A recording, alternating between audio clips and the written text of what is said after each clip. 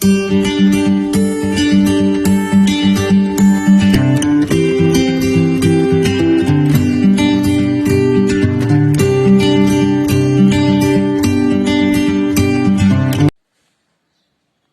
दोस्तों, मैं विकास Sharma brain box coaching की ऑनलाइन क्लासेस में आपका हार्दिक स्वागत करता हूं। तो हम कक्षा 10 की जो 13वीं प्रश्नमाला है वो पढ़ रहे थे। कि मैंने 13.1 की जो प्रमेय और 13.1 की प्रश्नावली मैंने आपको पूरी करवा दी है। आपने यदि मेरे पिछले वीडियो नहीं देखे तो उनकी जो लिंक्स है वो वीडियो डिस्क्रिप्शन में आपको मिल जाएगी, तो उन्हें देखिए, तैयारी कीजिए।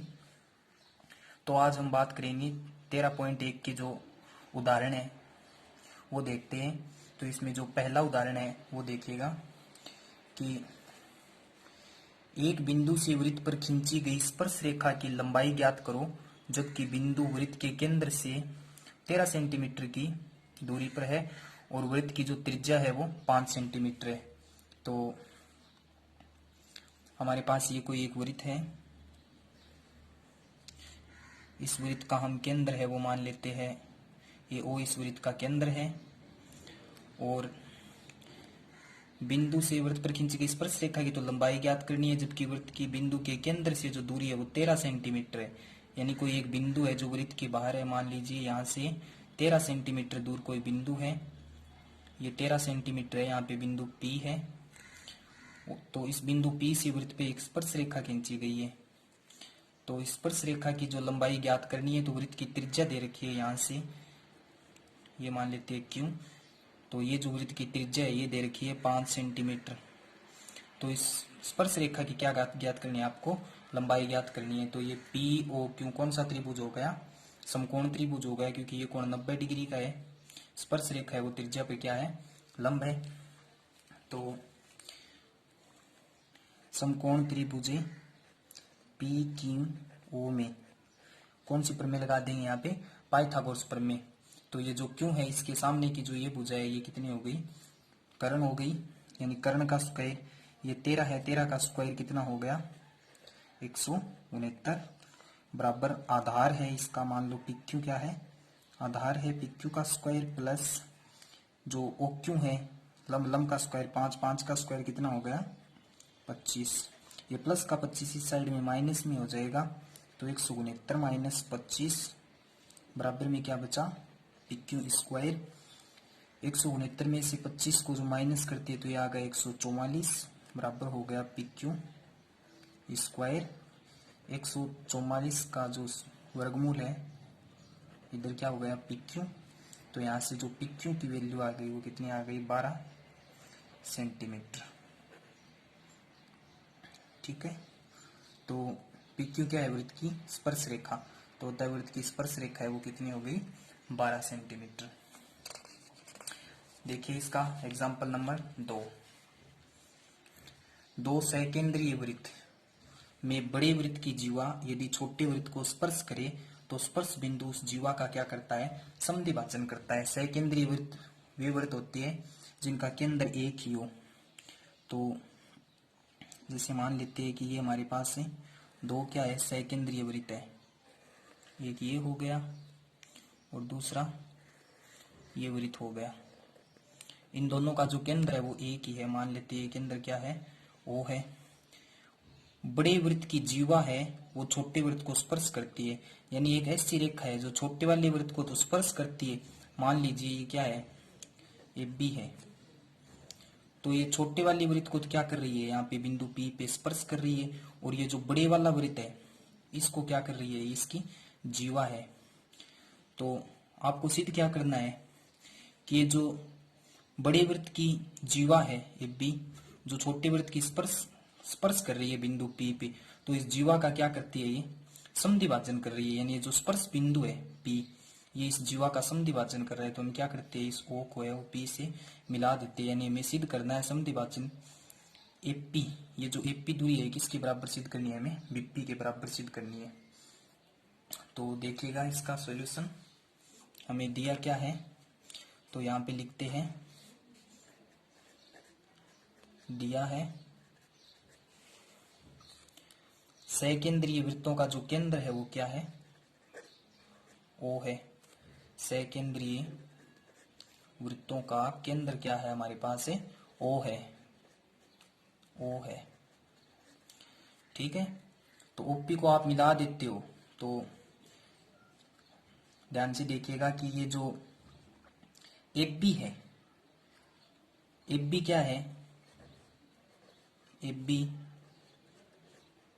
छोटे वृत्त की क्या है, छोटे वाला जो वृत्त है छोटे वृत्त की क्या है, स्पर्श रेखा है।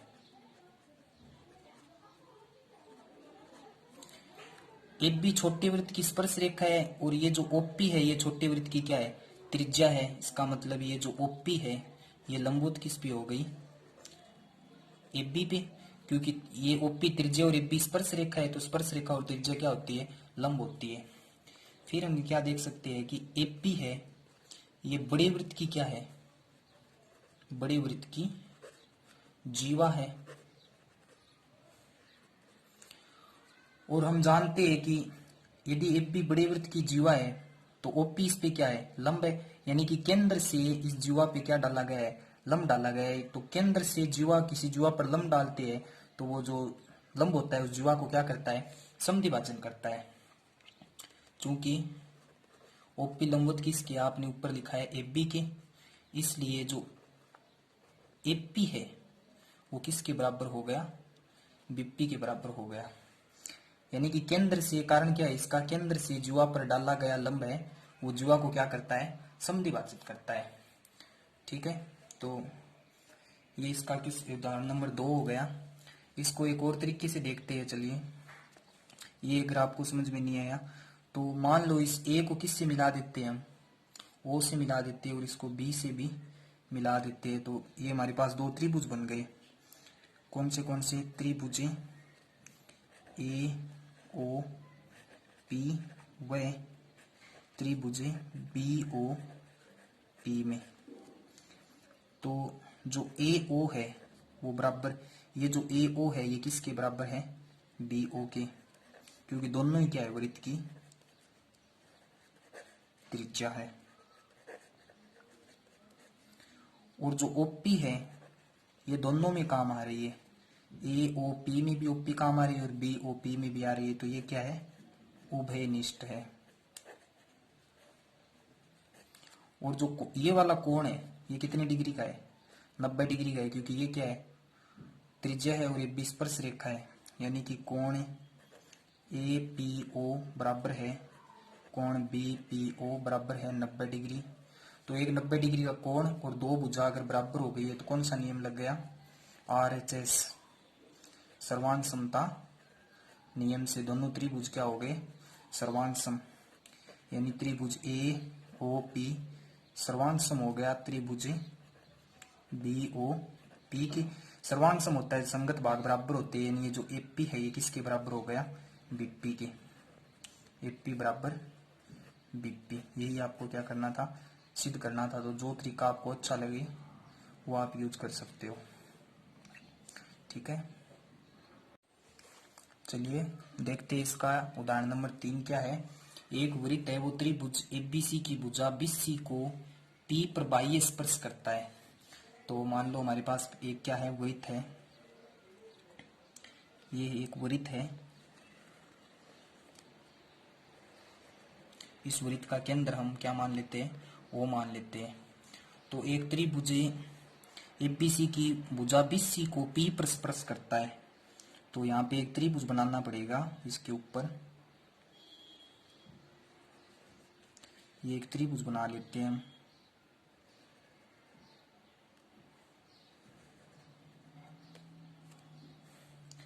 त्रिभुज ए, ये हो गया बी और ये हो गया सी। तो इसकी जो बीसी भुजा को किस बिंदु पे स्पर्श कर रहा है, ये पी पर। एफ बी और एस सी को आगे बढ़ाने पर, ये जो एफ बी और एस सी इन दोनों को आगे बढ़ाना पड़ेगा। आगे बढ़ा रहे हैं तो इससे एस सी को भी बढ़ाना पड़ेगा, ऐसे आगे बढ़ा रहे हैं। ये थोड़ा सा चित्र सही नहीं बना है, आप इसको ध्यान से देखिएगा। तो एफ बी को तो ये एफ बी को तो क्यू पे आगे बढ़ाने पे स्पर्श कर रहा है, और जो एस सी है इसको आगे बढ़ाने पे आर पे स्पर्श करता है। तो तो सिद्ध करना है कि ये जो एक क्यू है, ए से लेके क्यू, ये है 1/2 इंटू त्रिभुज एबीसी की परिमिति। परिमिति का मतलब होता है त्रिभुज का परिमाप, जो तीनों भुजाओं के योग के बराबर होता है। तो इसकी दिया है, आप लिख सकते हैं। तो मैं इसकी उत्पत्ति बता रहा हूं आपको। उत्पत्ति में देखिए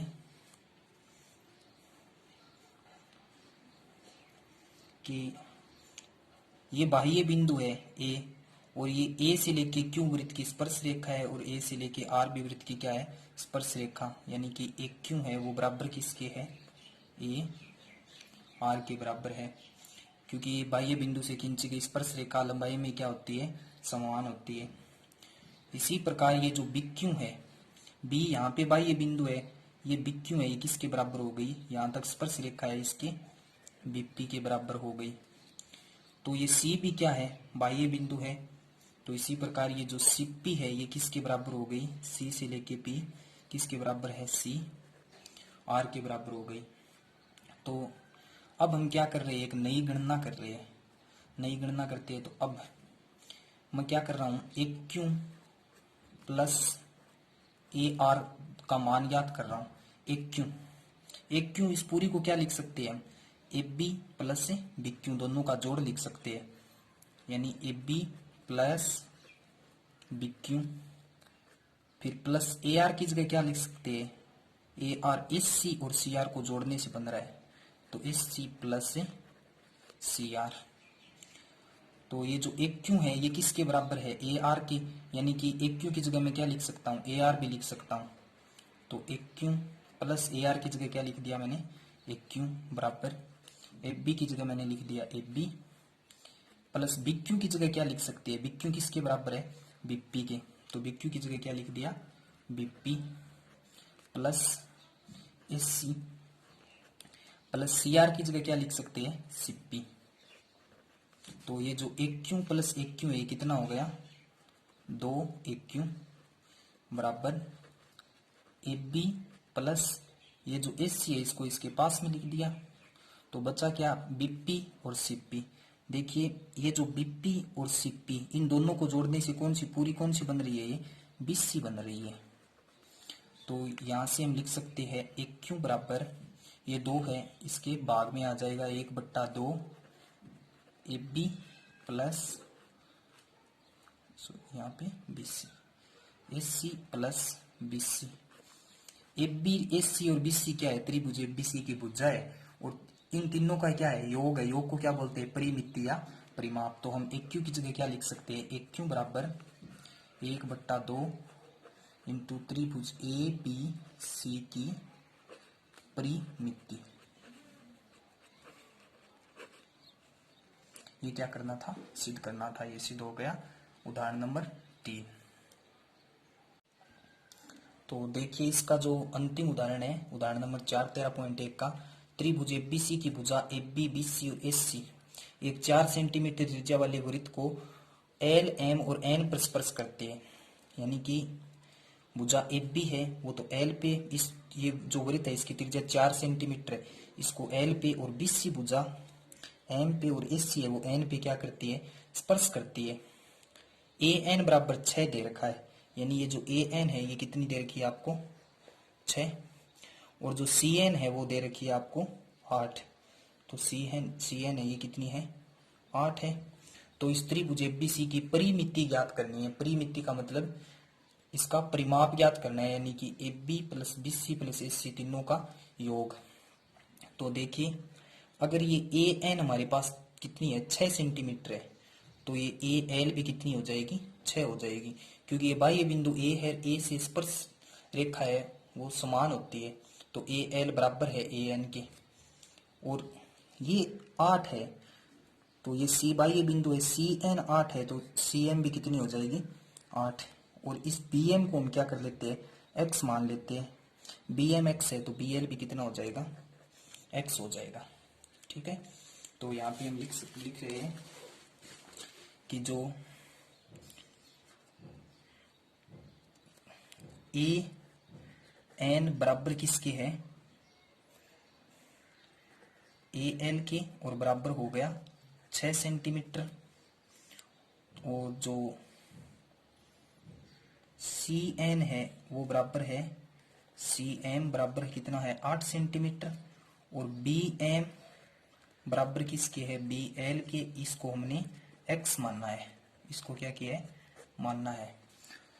तो इस त्रिभुज का क्या ज्ञात कर लेंगे हम क्षेत्रफल। क्षेत्रफल ज्ञात करने से पहले क्या करते हैं कि ये जो ओ से लेके एम है ये क्या है वृत्त की त्रिज्या है, कितनी है 4 सेंटीमीटर, और ये भी वृत्त की क्या है त्रिज्या है, और ये भी, इसको मिला देते हैं और इसको केंद्र को तीनों शीर्षों से भी मिला देते हैं। ये मिला दिया इनको, ठीक है। तो इस त्रिभुज ए बी सी का हम क्या ज्ञात करेंगे क्षेत्रफल ज्ञात करेंगे। तो इसका क्षेत्रफल ज्ञात करने के लिए इसके सभी भुजाएं अलग अलग है, तो हीरोन के सूत्र से निकालना पड़ेगा। तो हीरोन के सूत्र में पहले इस त्रिभुज ए बी सी का अर्ध परिमाप निकालते हैं। तो इसे त्रिभुज ए बी सी में अर्ध परिमाप होता है एस बराबर तीनों भुजाओं का योग ए प्लस बी प्लस सी बट्टा 2। तो एस की वैल्यू यहां से कितनी आ गई आपके पास है, ए का मान कितना है, ए का मतलब है ये ए बी भुजा, यानी 6 प्लस एक्स है, ये पूरी ए बी इतना भाग 6 है, तो ये इतना एक्स है, तो 6 plus X plus B C X plus है 8, एक्स प्लस है 8 प्लस ये जो एस सी है 6 और 8, 6 और 8 कितना हो गए 14। चलिए यहाँ पे लिख सकते हैं हम ए बी बराबर कितनी हो गई 6 प्लस एक्स, बी सी हो गई एक्स प्लस 8, और जो एस सी है वो कितनी हो गई 14, ठीक है।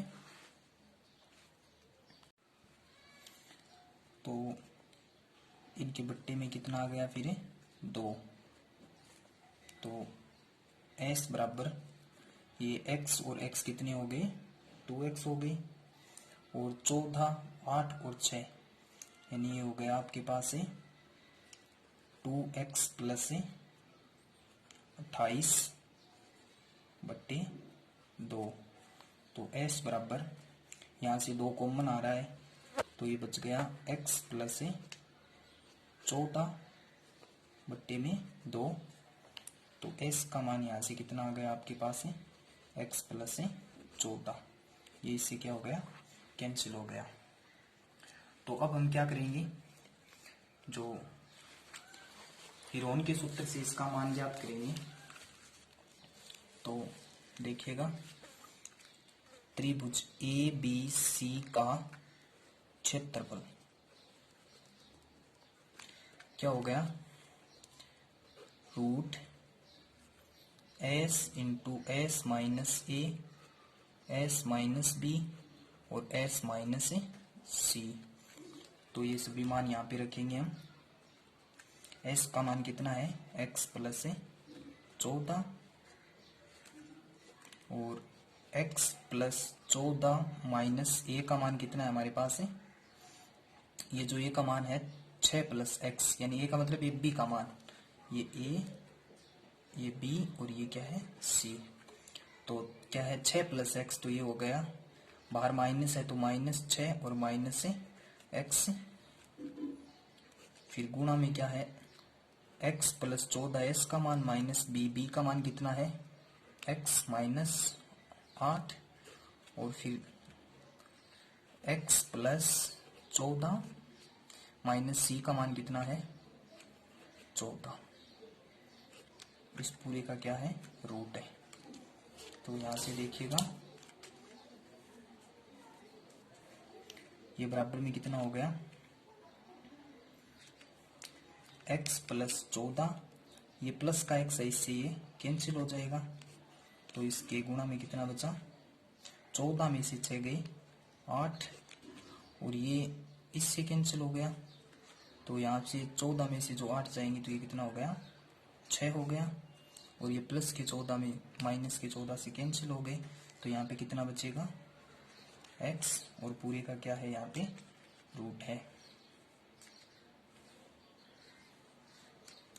तो ये हो गया आपके पास है 8 को 6 से गुणा करेंगे, 8 6 48, यानी x प्लस 14, और गुणा में कितना हो गया, 8 6 के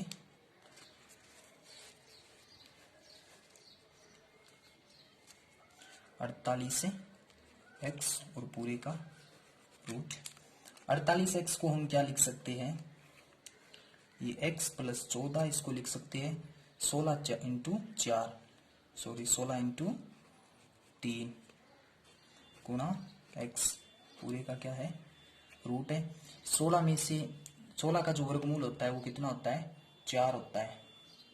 तो हम इसको क्या लिख सकते हैं, 4 को बाहर निकाल सकते हैं, तो ये कितना हो जाएगा हमारे पास है 4।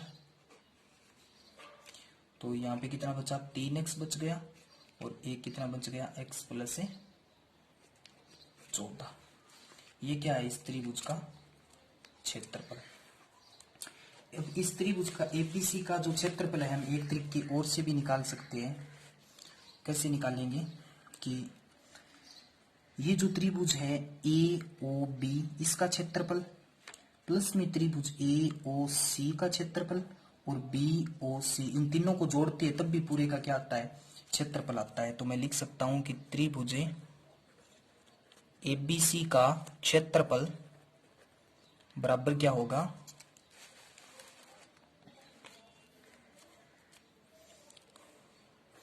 ए ओ बी का क्षेत्रफल plus B O C plus A O C, इन तीनों का क्या क्षेत्रफल। तो ए ओ बी का क्षेत्रफल हो गया 1/2 इंटू आधार, आधार क्या है इसका, एफ बी का मान कितना है 6 प्लस एक्स, तो 6 प्लस एक्स इंटू ऊंचाई, ए ओ बी की ये ऊंचाई है और ये वृत्त की त्रिज्या है। हमें दे रखा है कि वृत्त की जो त्रिज्या थी वो कितनी थी, 4 सेंटीमीटर थी। तो ये हो गया इंटू 4 प्लस बी ओ सी का 1/2 इंटू आधार, इसका आधार है बीसी का मान है x प्लस 8 इंटू इसकी भी ऊंचाई कितनी है ओ एम वृत्त की त्रिज्या है, तो ये भी कितनी हो गई 4 प्लस 1/2 ए ओ सी में आधार कितना है इसका 8 प्लस 6 14, और इंटू ऊंचाई कितनी है 4। इस पूरे में एक तो 1/2 कॉमन आ रहा है और एक 4 कॉमन आ रहा है, तो अंदर क्या बचेगा हमारे पास 6 प्लस एक्स बच गया, एक तो एक बचा हमारे पास x प्लस 8 और एक बच गया 14। तो इससे ये क्या हो गया, कैंसिल 2 बार, तो यहाँ पे आ गया 2, ये x और x कितनी हो गई 2x प्लस, और ये हो गई 14 8 6 8 6 14 और 14 28। तो इसको हम क्या कर सकते हैं, इसको गुणा करेंगे तो ये कितना हो गया, 2 को 2x से गुणा करेंगे 4x से, प्लस 28 को 2 से करेंगे 56। ये भी क्या है, इस त्रिभुज का क्षेत्रफल है। हम जानते हैं कि एक त्रिभुज के दो क्षेत्रफल नहीं हो सकते, यानी हमने जो क्षेत्रफल ये वाला क्षेत्रफल निकाला है, ये और ये दोनों आपस में क्या हो जाएंगे, बराबर हो जाएंगे। इसको हम देते हैं समीकरण नंबर 1 दे देते हैं और इसको देते हैं समीकरण नंबर 2। तो हम समीकरण 1 व 2 से हमें क्या रिजल्ट मिल रहा है, 1 और 2 से, कि 4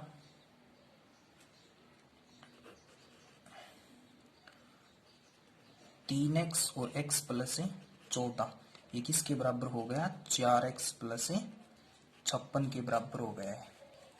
ठीक है, तो यहां से देखना, इस साइड में से ये हो गया 4, यहां से इसको रूट को हटा लेते हैं, तो यहाँ पे इस साइड में क्या हो जाएगी, इसकी स्क्वायर हो जाएगी। तो इस रूट को हटाते हैं तो ये हो गया 4 3x x प्लस 14 इस साइड में इसकी स्क्वायर है, स्क्वायर का मतलब इसको 2 बार लिख सकते हैं हम। 4x प्लस 56 और इंटू में भी क्या लिख सकते हैं 4x प्लस 56। तो इस साइड में से ये सेम रखते हैं एक बार 3x x प्लस 14। यहाँ से इसमें से अगर 4 को कॉमन लेते हैं तो क्या बचेगा हमारे पास है 4 तो कॉमन आ गया, तो ये 4 कॉमन आ गया तो यहाँ पे बचेगा x प्लस में 14 और ये हो गया 4x प्लस 56। तो ये 4 से तो 4 कैंसिल हो रहा है और x प्लस 14 से ये कैंसिल हो रहा है, तो ये इस साइड में हमारे पास कितना बच गया 3x और इस साइड में क्या बचा 4x प्लस 56। सॉरी यहाँ पे थोड़ी सी मिस्टेक हो गई, इस 4 को कॉमन ले लिया तो ये हो गया x प्लस 14 और यहाँ से 4 को अगर कॉमन लिया है तो यहाँ पे भी कितना होगा x प्लस 14। तो इस साइड में ये कितना बचेगा 3x और यहाँ पे कितना बचेगा x प्लस 14। तो ये जो 3x इस साइड में ये x इधर आ गया माइनस एक्स बराबर 14, 3x में से एक x गया 2x बराबर 14, तो यहाँ से जो x की वैल्यू है वो कितनी आ गई 7। x का मान अगर 7 आ गया तो हमारे पास एफ बी है, एफ बी क्या है 6 प्लस x है, तो 6 प्लस 7 ये कितनी हो गई 13। इसी प्रकार जो 20c है वो कितनी हमारे पास है x प्लस 8, तो x का मान 7 रखते हैं तो यहाँ से इसका मान कितना आ जाएगा 15 और SC का कितना है हमारे पास है 6 प्लस 8 ये तो है ही दिया हुआ, तो ये हो गया 14।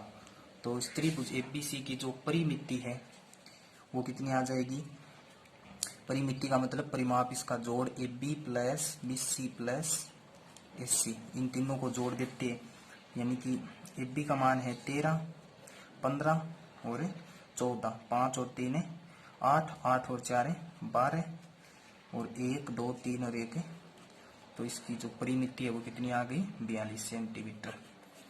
तो इस प्रश्नावली की जो मैंने आपको उदाहरण थे वो भी करवा दिए हैं 13.1 के। तो मेरे क्वेश्चन आपको कैसे लगे कमेंट करके जरूर बताइए। वीडियो अच्छा लगा तो चैनल को सब्सक्राइब कीजिए, शेयर कीजिए। धन्यवाद।